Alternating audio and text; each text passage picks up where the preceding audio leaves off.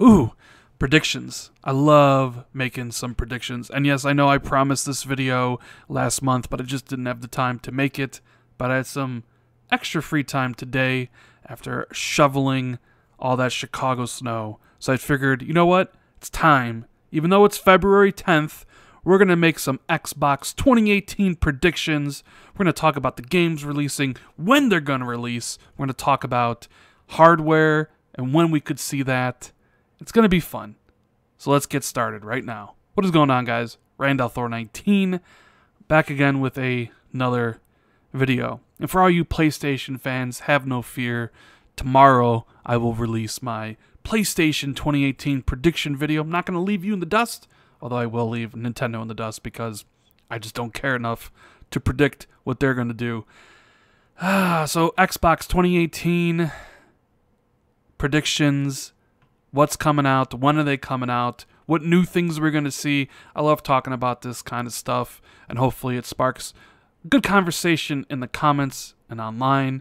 Although it's just for fun, guys. If I say something completely outlandish, don't go run on Twitter and elsewhere and be like, oh my god, did you see what Rand said? This is all just for fun. Maybe some of it comes true. Maybe some of it or all of it is completely false. But let's talk about some of these things, right? So the biggest thing facing Xbox right now, everybody probably would agree, is the game. So I'm going to start right there. And yes, we have one piece of the puzzle laid out for us since Sea of Thieves was given a release date back at the VGAs, March 20th.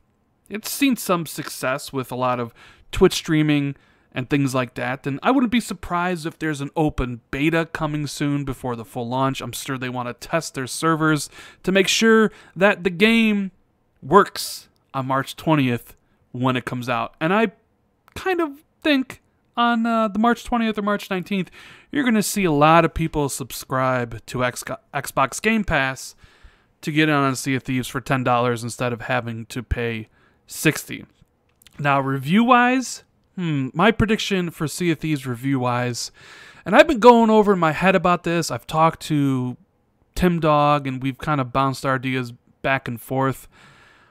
I think Sea of Thieves will land squarely at about an 82 on Metacritic. Now, as for my score for the game, I don't know. I'm going to wait to play the full game and give my honest, unbiased opinion, as I always do. So I think there'll be a lot of the media. Like, I think Ryan McCaffrey and the crew at IGN will love this game. Probably even give it a high 9s. So I expect there to be a divide. Just like there's a divide in the community about whether or not Sea of Thieves is good or bad or has a lot of content or not enough content, you'll see that reflected in the reviews. There'll be outlets that rate it extremely high, and there are outlets that rate it extremely low. That's why I'm kind of going for the middle ground, like low 80s. That'll come out March 20th, and I honestly think it'll be a big success. Mostly because it'll be on Game Pass, and a lot of people and a lot of streamers, it'll get a lot of attention, so forth and so on. So that's Sea of Thieves. That's one puzzle that we know is happening on March 20th. Now, the next exclusive game from Xbox, and when I say exclusive, yes, I know games come out on the PC, Xbox Play Anywhere, so forgive me, but when I say exclusive, I mean Xbox. You know what I mean. It's not going to be Crackdown 3. I think State of Decay 2 is coming second. And I think we're going to see a release date on May 22nd for State of Decay 2. And I think the game is actually going to review better than Sea of Thieves. I'm expecting about an 85 to an 86. The addition of 4-player co-op is going to help out the game tremendously. And it's going to be a great game, in my opinion. I don't really have a lot of hype personally for State of Decay 2 because I didn't play the first one. But the people I know that have played it really, really like the game.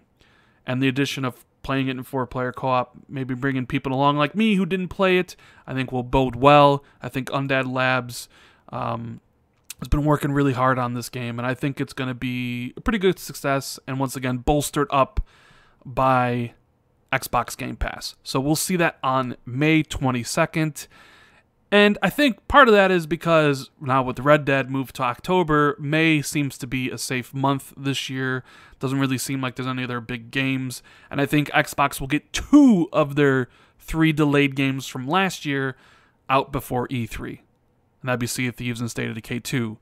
So what does that leave Crackdown 3? Now, they've said early 2018. They said spring. I don't think it'll make it out before E3. So I'm going with a date of August 15th for Crackdown. Not a lot of games come out in August. It's kind of a barren month most years.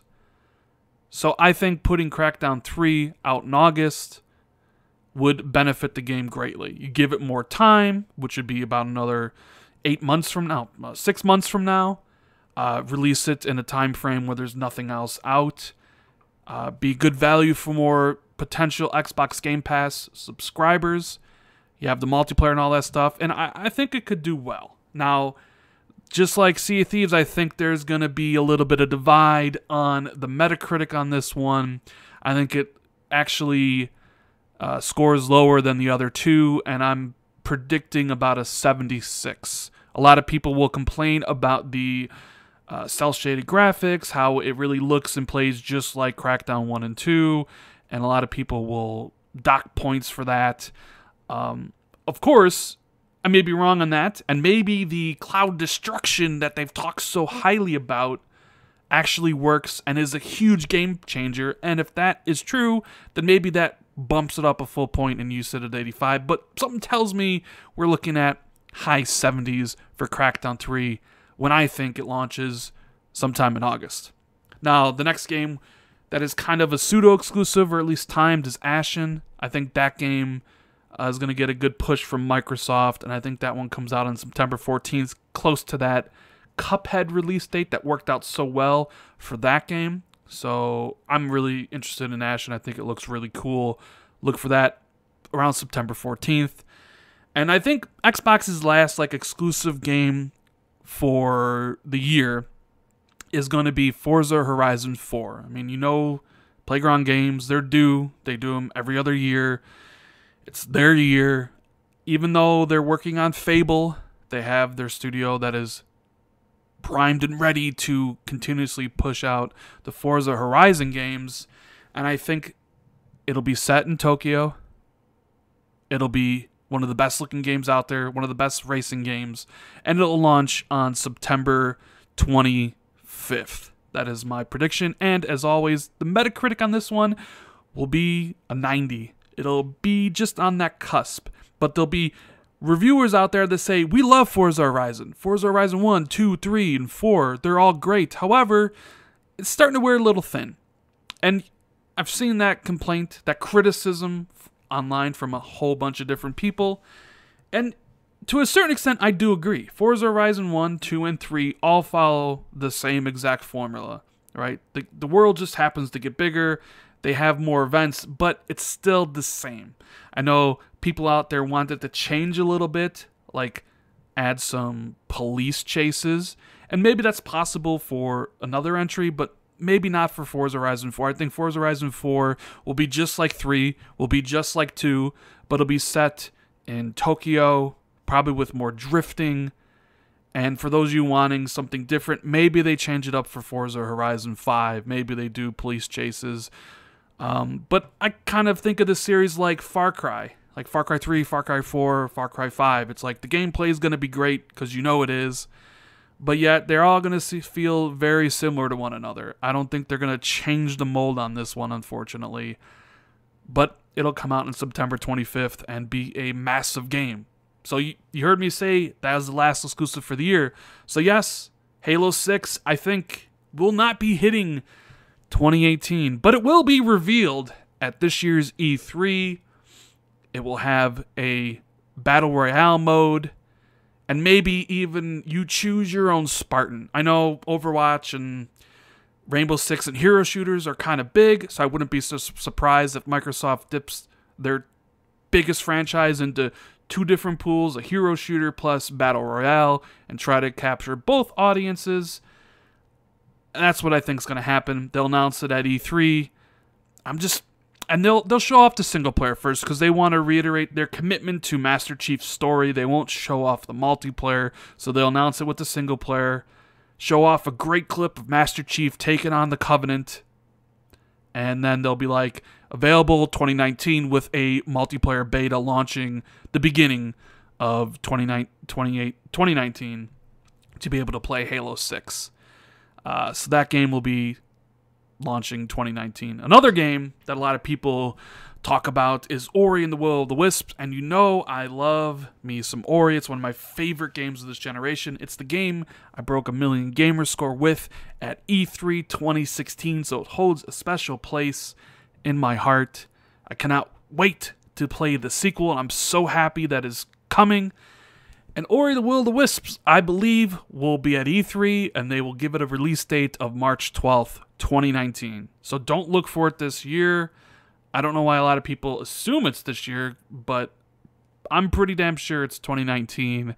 And whenever that game comes out, we're looking at like 90 Metacritic scores for the next masterpiece in this series. God, I really hope the game's amazing. And you know what, Microsoft? Make a custom console. Make a custom Ori Xbox One X console. Make a custom Ori Xbox One S console, and I'll buy that. Hell, make a custom Ori controller. I know they had a limited edition ones, but do a full print. You know you love making controllers. Make one for Ori, and I will buy that one because it's one of my favorite game franchises. Now, as for some of the other rumors that we've detailed in previous videos, Fable, The Perfect Darks, all those games, my prediction is none of those games will be at E3. Why? Because I think all of those games are Xbox Next games. And what I mean by Xbox Next games is I believe those games are for the next generation Xbox. I believe Fable is a 2021 game. I believe Perfect Dark could be a launch game for the Xbox One in 2020. Now keep in mind, these are just kind of some fun predictions. Don't go run around and be like, oh, Rand said Perfect Dark is a 2020 game and is a launching. Nah, it's just predictions, man. Who knows? Perfect Dark could launch this year. Perfect Dark can launch next year. But I think Perfect Dark and Fable are launch games or pseudo-launch games for the next generation of Xbox. Because honestly, I think most of Microsoft's first-party studios are winding down on the Xbox One. I think this generation is coming to a close really fast. I think next-gen consoles will be coming in 2020, not only from Xbox, but from PlayStation. And I think Gears of War 5 is a launch title for the next Xbox. Same thing as Forza Horizon 5. But maybe we'll talk about that in a different video. What else are Microsoft going to talk about this year? Avatars. They're going to launch 2018. Undoubtedly. You know they are. Microsoft loves their avatars. They want to bring back that to the forefront, so I imagine they debut it at E3 with some video, some demonstrations of it. It'll go into preview, and by the end of the year, their new avatar system will be in place, along with their new Xbox career system, which maybe changes the game. I know Microsoft been very focused with the gamer score. That's kind of been the one thing to measure one gamer's success against the other. And when I say that, I don't really mean it, but some people use it as a measuring stick. But they'll kind of change things up a bit, and it's going to be interesting to see how they do it, and the avatar system will be linked to it in some way. They're also going to announce the new Elite controller, version 2, have a couple new upgrades. It seems people do want the new controller, and as controllers in general, I would imagine Microsoft would announce 5 new limited edition controllers. That's right, 5. So Elite would be 1, and then they would launch 5 other standalone consoles. Now, or controllers. Now, another prediction I have is Design Lab, where you can design your controllers. They'll add the Elite to that so you can customize it. And here's a crazy off-the-wall prediction that probably isn't going to be true, but I would love for it to be true because it would be great. Microsoft will take orders for Xboxes on Design Lab, and you'll be able to customize it with any color you want and have it shipped to you from them. So if you want to get an Xbox One X green or purple or red or regular Xbox in any colors, you log into Design Lab, tell them what you want. It's pretty similar to Colorware, is a company that does that for really, really expensive, really costs a lot of money. But Microsoft's going to add the console stuff to the website and send it off and be like, here you go. You want a Xbox One X in yellow? You can have it in yellow, and we'll ship it to you for an extra $100, whatever it would take to build it. So I think that's going to happen. What else are we talking about? To bolster Xbox Game Pass. You know, Xbox Game Pass has been talked about a lot recently. A whole hell of a lot. People talk about whether it devalues games. People talk about will it or won't it help Xbox. I'm not going to talk about that in this video. But I think Microsoft, since, you know, Xbox Game Pass and their first-party games being their day and date, kind of was an E3-worthy announcement. But, of course, a couple of their games announced before E3, so they had to do it. But I still think they're going to talk a lot about Game Pass. And honestly, my prediction is that they're going to cut a deal with a gigantic publisher to bring their games to the service day and date. Who would that publisher be? Maybe EA. Maybe Ubisoft. But I think Microsoft will get on stage, talk about how Xbox Game Pass brings value to the gamer, how well it's doing, how many millions of players are playing their games, and that they've signed some huge publisher to a deal to bring their games day and date to Xbox Game Pass. Now, that doesn't mean they're going to stop selling the $60 retail versions on Xbox or PlayStation. It's just kind of like these games will help bolster Game Pass and maybe give other gamers on Xbox a reason to subscribe. So that's another prediction I have. And of course, you have price cuts. I think the Xbox One S will get a price cut to $250 because I was looking around. There's still systems sitting at $280. I don't think they're going to go down to $199 just yet, so they'll cut it to $250. But for the holiday season, you'll be able to get those systems for basically like $179 for the whole holiday season bundled with the game. And of course, the Xbox One X itself will get a $50 price cut to $450, and you'll be able to buy it for $400 during the holiday season, maybe bundled with the game. And here's kind of an off-the-wall prediction. I'm predicting we're going to get new Xbox hardware this year. Not for the S, not for the Slim, but I think Xbox One X will get a new revision. Something, maybe a slim version, something, you know, different about it. Maybe, you know what, maybe it's not the X. Now I'm thinking about it. Maybe they offer an Xbox One S, and they take out the disc drive. So no Blu-ray, no 4K Blu-ray. And they sell that Xbox One S at $150 without the Blu-ray. Maybe that's what they do. Because I was thinking maybe they do something with the new revision of the X, but maybe it's too soon for that. But you could still do it with the S. Take out the disc drive, you know, bundle it with a year of Game Pass, and say, here, if you want to get in the Xbox ecosystem and you don't want physical media, well, here you go. $150 gets you in on Xbox One S with no disc drive and some Game Pass, and everything's digital. Maybe that's how they go about it. Would be interesting.